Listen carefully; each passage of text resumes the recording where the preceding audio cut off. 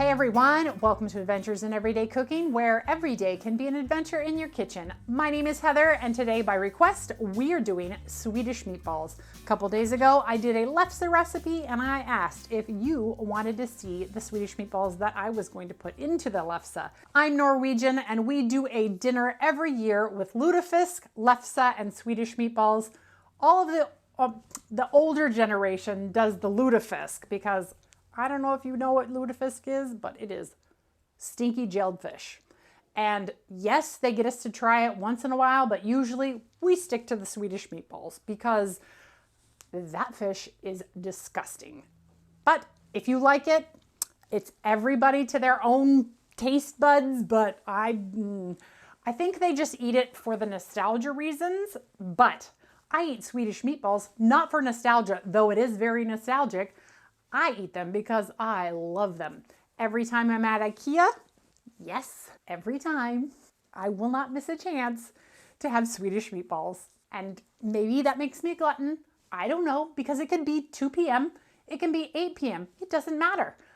I get the Swedish meatballs because I love them. So what's the difference between Swedish meatballs and regular meatballs? It's all about the spices. So, are you ready for this adventure? I'm so excited to share it with you. And guess what? This may even fit into the get it together and go for the holiday season because they're so easy to make. They're not as easy as going to IKEA and buying them, but easy to make, put together, get in the frying pan, get the cream sauce ready. I think it falls right in there in the get it together and go, just barely. But it's gonna be delicious and I hope you'll join me to see the results. All right, you guys, let's go. Okay, let's just get started because I want to get this into the get it together and go category. So first thing we have here is 1 pound of ground anything. I have ground beef and ground pork together in this bowl and it's about 1 pound. You could use ground turkey if you wanted to, or just pork or just beef, whatever your family prefers. We have done it just beef before. I've never actually done it half pork and half beef before, so I'm excited to see how this one tastes compared to all beef ones, but the all beef ones are amazing. But I just thought I'd mention that. It doesn't matter what kind of ground meat you have, just get some ground meat and we're gonna start adding our things into it. So here I have 1/4 cup of onion, 1/4 cup of breadcrumbs. You can use panko or just regular breadcrumbs, 1 tablespoon of parsley, 1 egg, and our spices. So we have some garlic powder, some allspice, some nutmeg, some salt, and some pepper. And we're just gonna use our hands to bring it all together. Now, while you're bringing this together, be thinking about your side. I have already made carrots in my air fryer. You might have seen that video a little while ago about doing sides in the air fryer. That is an amazing way to do a side, quick, easy, completely amazing. Now my air fryer is ready to make lefse. If you did see that lefse recipe, you'll see that I did go ahead and insert a air fried attempt as well, and it worked beautifully. So I went ahead and defrosted some of my extra lefse, and I rolled it out and I put it into my air fryer so that it's all ready for us when this is all done. So a little bit of a head prep work in your head and dinner will be ready in less than 20 minutes. All right, once you think that is completely mixed together, we're gonna start heating up our oil. We're already ready to cook. Like this is gonna be a snap. All right, so let's get our burner on here. Sorry about the rattle of the pan. It does that and there's absolutely nothing I can do about it. So what I'm gonna do is I'm gonna go ahead and add 1 tablespoon of oil to my pan and I'm going to spread it out with a little spatula. I probably should have got a bigger one, but that's okay. I got it out for reasons. All right, and then once that oil comes to temperature, I'm just going to take my scoop here and I'm just gonna start putting them right into the pan. All right, looks like we're hot. We're already starting to steam. So I'm just gonna take it and I'm gonna start setting them all along the pan.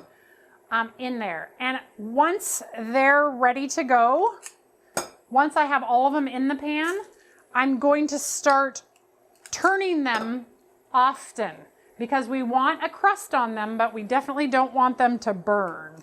We're only 6 minutes into my video, which I know there was some stuff cut out as I went to the sink and rearranged stuff, and we're already getting meatballs into the pan. Shut up. That is amazing. You should probably put your meatballs in the same order so that you know where to turn first. So that's a tip. Don't put them all in willy-nilly like I do, or else you never remember which one you're supposed to turn first. Because in a second, I'm gonna have to turn them all. And this recipe is probably enough for a 4-person family. Give or take how many meatballs you actually eat in one sitting. And that made 2, 4, 6, 8, 10, 12, 14, 16, 18 meatballs.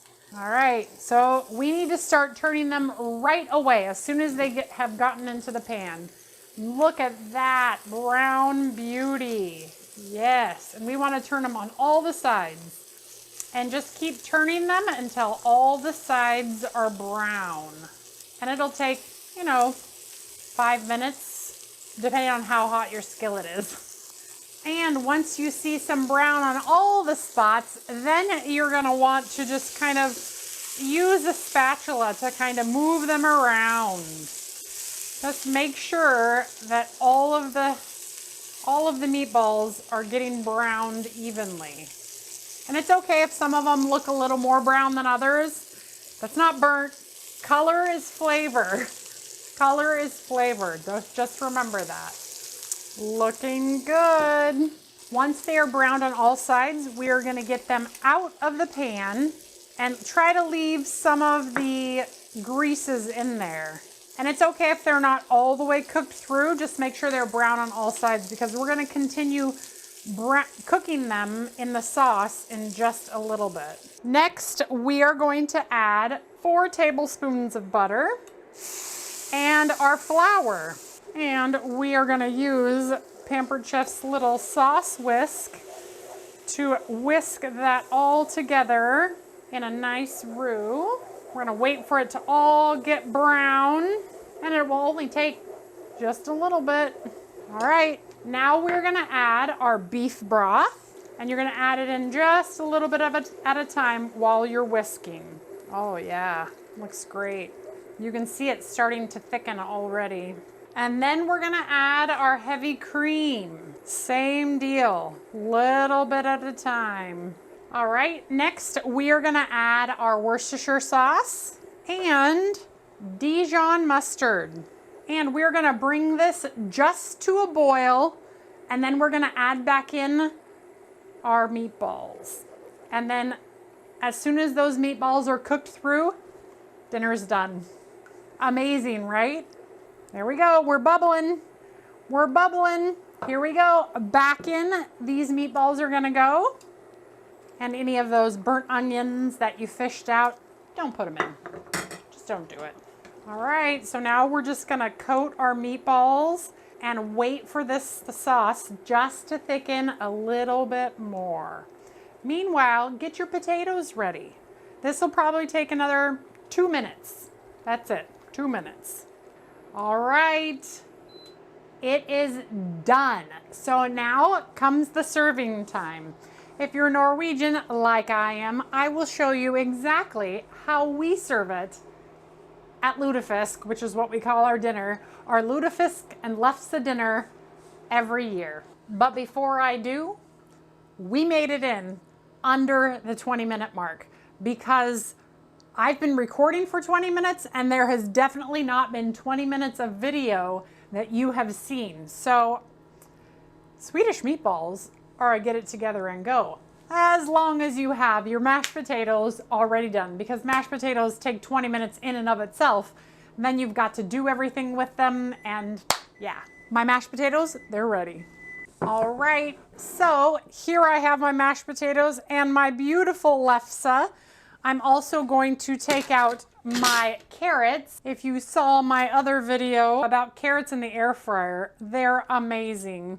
And carrots go great with my lefse and Swedish meatball dinner. Usually what we do is we put the lefse down like this, and then we spoon the potatoes over the lefse like this. We put our veg on there, usually whatever my cousins have brought. And then we spoon our beautiful Swedish meatballs over the top of our meal. The lefse, everything gets the cream sauce. Because this is how us Norwegians work, man. This is just the way that we do it. Look at that. There you go. Homemade Swedish meatballs in under 20 minutes. And if you make the lefse ahead of time and you freeze it in individual portions and then you roll it out, you can put it in your air fryer for just like 5-10 minutes, depending on how you like your lefse. This meal is done. Get it together and go. And of course, lefse is eaten with your Swedish meatballs. You basically eat it like a taco, at least we do. We put our mashed potatoes right on to our lefse, and we cut some meatball, and then we eat it like this. That's good. I like it with pork in it. It almost tastes more like IKEA, and IKEAs do have pork in them. Oh, I'll take it. I think I'm gonna definitely mix pork into all of mine in the future. That's really good. This hits all of my happy spots. Nostalgia is deep down inside. Oh man, lefse, Swedish meatballs, roasted carrots that are perfectly caramelized. You guys, if you like Swedish meatballs, you gotta try this because we got the whole video done in less than 20 minutes. I mean, like, that's a good meal. All right, you guys, well, if you enjoyed that video, give it a like, share it with your friends, and subscribe to my channel. I do videos several times a week, and I'm always looking for the next adventure. And while I'm gonna take a break for Christmas for like a week, I will be back, and I will be exploring all the adventures that 2022 has to offer me. Merry Christmas and happy holidays, you guys. I'll see you in 2022. Thanks, you guys, for watching, and we'll see you next year. Bye.